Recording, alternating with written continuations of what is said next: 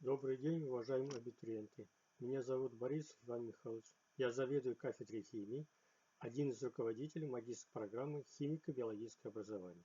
Вторым руководителем является профессор Саттаров Венер Нурулович, декан естественно-географического факультета. Консультация по магистерской программе состоится 3 августа с 10 до 12 часов. Вы можете мне присылать свои вопросы на почту Борисов И.М. Яндекс.Ру, либо по телефону +7 927 328 59 21.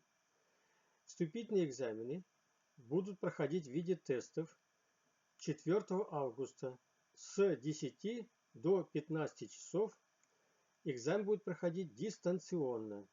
Для этого вы должны будете, согласно логина и паролю, войти в систему дополнительного образования университета.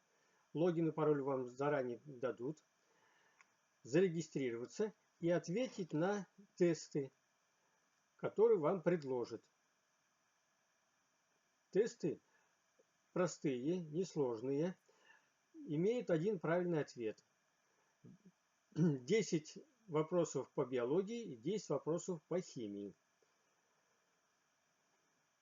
Надо обязательно хорошо ответить на эти тесты. После того, как вы ответите на тесты, в течение 1 часа вы уже второй раз не сможете ответить на эти тесты. Повторная попытка не предусмотрена. После того, как вы сдадите тесты, вам надо будет на систему дистанционного образования передать или внести свои рефераты либо по химии, либо по биологии. Суммарно по баллам тестов и по рефератам мы будем вставлять ваш рейтинг, на основании которого будут происходить зачисления. Если будут вопросы, обязательно мне задавайте. Рекомендации для подготовки к экзаменам по тестам будут даны во 2 и 3 части. Уважаемые абитуриенты, во-первых, обратите внимание на клеточную теорию, которую вы должны хорошо знать. Кто ее предложил, в каком году, основные процессы, происходящие в клетке, например, жизненный цикл клетки, митотический цикл клетки, цитокинез, кариокинез, энергетические процессы, происходящие в клетках. Все это вы должны хорошо представлять. Второе, что вы должны хорошо знать, это теория происхождения жизни, которую предложил Опарин. В каком году она была предложена, в каком труде это была предложена теория, на чем она базируется, какие основные моменты здесь вы должны учитывать. Например, вы должны знать первый и второй этапы возникновения жизни на Земле, согласно теории Опарина. Третий момент. Вы должны хорошо представлять ДНК и РНК. Что такое ДНК и РНК? Чем они отличаются по химическому составу? Как они выглядят, эти кислоты? Уважаемые абитуриенты, на экзамене по химии будут предложены также 10 тестов, каждый из которых имеет один правильный вариант ответа.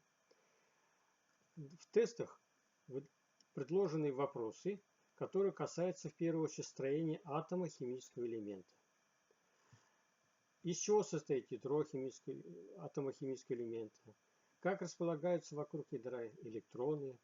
Что такое радиус атома? Как он меняется с изменением положения химического элемента в периодической системе Менделеева? Что такое электроотрицательность химического элемента? Что такое сродство к электрону? Потенциал ионизации? Вот эти понятия надо себе представлять хорошо.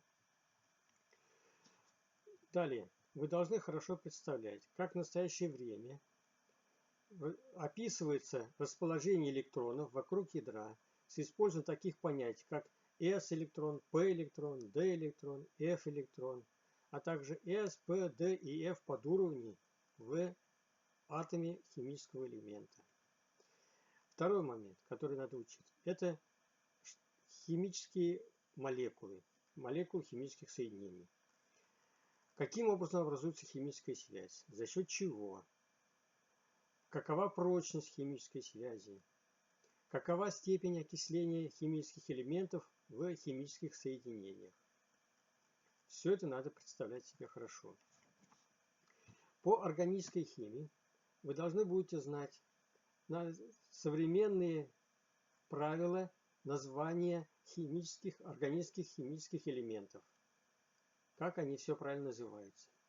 Вы должны будете представлять структурные формулы химических соединений, органических.